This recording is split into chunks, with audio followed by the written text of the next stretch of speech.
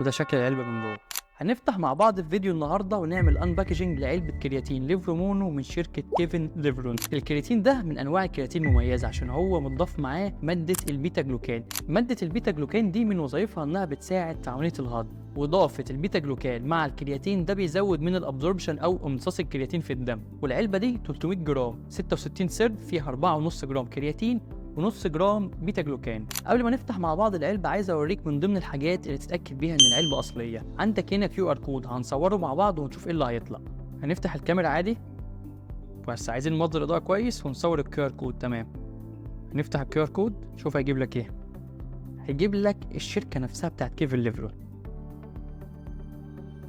تمام، وندور تاني في العلبة، لو لقيت العلامة دي فانت كده تفتح العلبة وانت مطمن ومش محتاج تدور تاني. نفتح مع بعض العلبة.